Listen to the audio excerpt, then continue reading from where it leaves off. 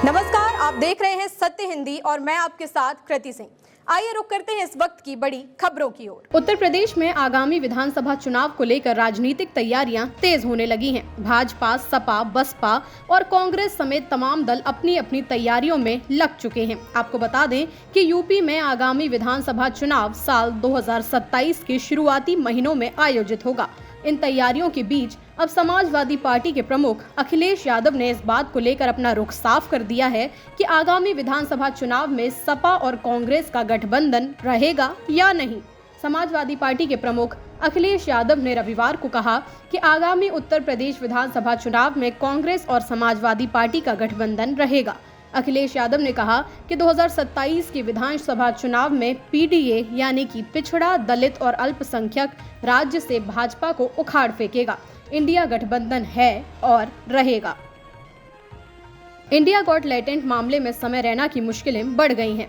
दिव्यांग लोगों के संबंध में समय रैना की टिप्पणी पर सुप्रीम कोर्ट ने सख्त रुख अपनाया है। सुप्रीम कोर्ट ने दिव्यांगता और बीमारी पर चुटकुले बनाने को लेकर समय रैना को पक्षकार बनाने को कहा है। सुप्रीम कोर्ट ने समय रैना को रणवीर इलाहाबादिया मामले में पक्षकार बनाने का आदेश दिया है। साथ ही सुप्रीम कोर्ट ने समय रैना की क्लिप जो रिकॉर्ड पर लिया है, इसमें एक अंधे व्यक्ति के साथ ही 2 महीने के शिशु का मजाक उड़ाया गया था, जिसे जीवित रहने के लिए 16 करोड़ रुपए के इंजेक्शन की जरूरत थी। दरअसल ये आरोप cure SMA foundation of India ने लगाए हैं। फाउंडेशन ने कोर्ट को बताया कि समय रैना ने एक शो के दौरान 2 महीने के बच्चे के मामले में स्पाइनल मस्कुलर एट्रोफी के इलाज के लिए 16 करोड़ रुपए के इंजेक्शन के विकल्प का मजाक उड़ाया था। समय रैना ने कहा था कि कोई गारंटी नहीं है कि वो बच्चा उस इंजेक्शन के बाद भी बचेगा, मर भी सकता है। उन्होंने आगे कहा था कि अगर बच्चा बच गया और फिर बड़ा होकर बोले कि मैं पोएट बनना चाहता हूँ।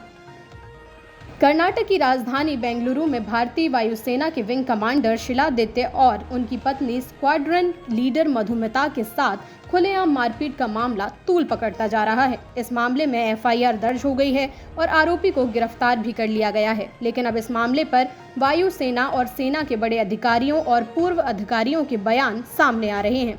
वायुसेना ने कहा कि विंग कमांडर फाइटर पायलट हैं और उनकी पत्नी DRDO में हैं और वायुसेना में अधिकारी हैं। वायुसेना स्थानीय प्रशासन और पुलिस के साथ सहयोग कर रही है। आगे की कार्रवाई के लिए कानूनी राय ली जा रही है। वायुसेना बेंगलुरु पुलिस के संपर्क में है। पूर्व लेफ्टिनेंट जनरल KJS ढिल्लों ने इस मामले पर अपने एक्स हैंडल पर प्रतिक्रिया दी है। उन्होंने कहा है कि बेंगलुरु को हमेशा से एक खूबसूरत शहर के रूप में जाना जाता है, जहां अद्भुत लोग शांति और सद्भाव से रहते हैं। एक रक्षा बल अधिकारी को अपनी सेवा के दौरान 10 से 15 राज्यों में तैनात किया जाता है। क्या उसे उस राज्य के लोगों सहित अपने राष्ट्र की रक्षा करते हुए अपनी जान देने से पहले प्रत्येक राज्य की भाषा सीखनी होगी?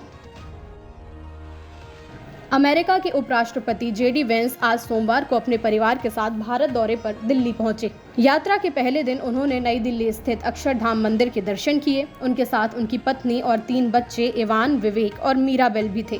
वेंस परिवार ने मंदिर की भव्यता, कला और सुंदर वास्तुकला की जमकर तारीफ की। उन्होंने कहा कि मंदिर में उन्हें भारत की गहरी संस्कृति और पारिवारिक मूल्यों की झलक देखने को मिली। उन्होंने मंदिर की अतिथि पुस्तिका में लिखा कि इस खूबसूरत स्थान पर स्वागत के लिए धन्यवाद। ये भारत के लिए गर्व की बात है। आपने इतनी सुंदरता और ध्यान से ये मंदिर बनाया है। हमारे बच्चों को ये जगह बहुत पसंद आई। अगले कुछ दिनों में उपराष्ट्रपति वेंस जयपुर और आगरा भी जाएंगे। उनके साथ अमेरिका के रक्षा मंत्रालय, पेंटागन और विदेश विभाग के कई वरिष्ठ अधिकारी भी आए हैं। इस यात्रा के दौरान भारत और अमेरिका के बीच व्यापार और रणनीतिक साझेदारी को लेकर अहम बातचीत हो सकती है। महाराष्ट्र के मुख्यमंत्री देवेंद्र फडणवीस ने सोमवार को कांग्रेस नेता राहुल गांधी पर जमकर निशाना साधा। बोस्टन में हाल ही में दिए गए उनके बयान को लेकर फडणवीस ने उन पर अंतर्राष्ट्रीय मंचों पर भारत की लोकतांत्रिक छवि को धूमिल करने का आरोप लगाया। मीडिया से बात करते हुए फडणवीस ने कहा कि ये बहुत दुखद है कि राहुल गांधी विदेश में रहते हुए भारत की संवैधानिक संस्थाओं के बारे में झूठ फैलाते हैं। उन्होंने ये भी दावा किया कि गांधी के कार्य बार बार चुनावी हार की हताशा को दर्शाते हैं। फडणवीस ने स्पष्ट रूप से कहा, ये बहुत दुखद है कि राहुल गांधी विदेश जाकर इस देश के संविधान द्वारा बनाई गई संस्थाओं के बारे में झूठ फैलाते हैं और इसे बदनाम करने की कोशिश करते हैं। वो लोकतंत्र पर सवाल उठाने की कोशिश करते हैं। उन्होंने आगे कहा कि राहुल गांधी का व्यवहार उनके चरित्र पर सवालिया निशान लगाता है और वो किसी को बदनाम करके चुनाव नहीं जीत सकते। भारत के मुख्य आर्थिक सलाहकार वी अनंत नागेश्वरन ने भारत को 2047 तक विकसित देश बनने के लिए लक्ष्य की तैयारी पर जोर दिया है। उन्होंने कहा कि भारत को 2047 तक विकसित देश बनने के लक्ष्य को हासिल करने के लिए कम से कम अगले 10 से 12 सालों तक हर साल 80 लाख नई नौकरियां पैदा करनी होंगी। इसके साथ ही देश की जीडीपी में विनिर्माण यानी कि मैन्युफैक्चरिंग क्षेत्र की हिस्सेदारी भी बढ़ानी होगी। आपको बता दें कि नागेश्वरन कोलंबिया विश्वविद्यालय में आयोजित कोलंबिया इंडिया समिट 2025 में बोल रहे थे। ये कार्यक्रम भारत की आर्थिक नीतियों और भविष्य को लेकर आयोजित किया गया था। नागेश्वरन ने समिट में कहा कि आने वाले 10 से 20 साल के भारत के लिए आसान नहीं होंगे। जैसा अनुकूल माहौल भारत को 1990 के बाद मिला था, वैसा अब नहीं मिल पाएगा। दुनिया की बदलती परिस्थितियां, तकनीकी बदलाव और वैश्विक संघर्ष आर्थिक विकास में बाधा बन सकते हैं। कांग्रेस नेता राहुल गांधी ने अमेरिका यात्रा के दौरान बोस्टन यूनिवर्सिटी में भारतीय चुनाव आयोग पर आरोप लगाते हुए समझौता करने वाला बताया था। अब राहुल गांधी के इस बयान को लेकर भाजपा लगातार उन पर हमलावर है और इसे विदेशी भूमि पर देश का अपमान बता रही है। इसी कड़ी में भाजपा नेता संबित पात्रा ने कहा कि राहुल गांधी विदेशी भूमि पर जाकर वही कर रहे हैं जो वो कई दशकों से करते आ रहे हैं, यानी भारत की बेइज्जती और भारत का अपमान। अमेरिका में राहुल गांधी ने भारत का अपमान किया है।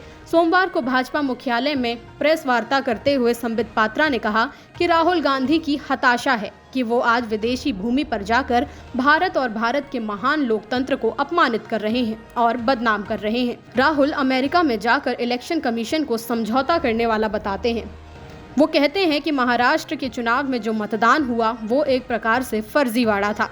महाराष्ट्र में भाजपा और उनके सहयोगियों को नहीं जीतना था, लेकिन मैं राहुल गांधी से पूछना चाहता हूं कि उसी समय झारखंड में भी चुनाव था। क्या आपने और हेमंत सोरेन ने इलेक्शन कमीशन से समझौता किया था? जन स्वराज के संस्थापक प्रशांत किशोर ने सोमवार को धमकी दी कि अगर उनकी 3 प्रमुख मांगे, जिसमें बहुचर्चित जाति सर्वेक्षण पर श्वेत पत्र शामिल है, 1 महीने के भीतर पूरी नहीं की गई तो वे बिहार में नीतीश कुमार सरकार के खिलाफ आंदोलन शुरू करेंगे। उन्होंने चल रहे भूमि सर्वेक्षण को तत्काल रोकने की भी मांग की और इस प्रक्रिया में बड़े पैमाने पर भ्रष्टाचार का आरोप लगाया। प्रशांत किशोर ने दलित और महादलित समुदायों के सदस्यों को 3 भूमि प्रदान करने के मामले में अपनी सरकार से जवाब मांगा। रूस ने हाल ही में 30 घंटे के ईस्टर युद्ध विराम का ऐलान किया था, जो कि अब खत्म हो चुका है। ये ऐलान अमेरिकी राष्ट्रपति डोनाल्ड ट्रंप के दबाव के बाद आया था। ये ऐलान उस वक्त किया गया जब अमेरिकी राष्ट्रपति डोनाल्ड ट्रंप ने कहा था कि अगर रूस और यूक्रेन जल्दी शांति समझौता नहीं करते हैं तो ट्रंप शांति समझौते की कोशिश छोड़ देंगे।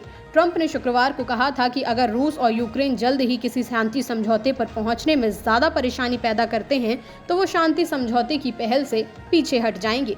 समाचार एजेंसी रॉयटर्स के मुताबिक अमेरिकी विदेश मंत्रालय ने कहा कि वो चाहता है कि ईस्टर सीज फायर रविवार के बाद भी जारी रहे, लेकिन ऐसा नहीं हुआ।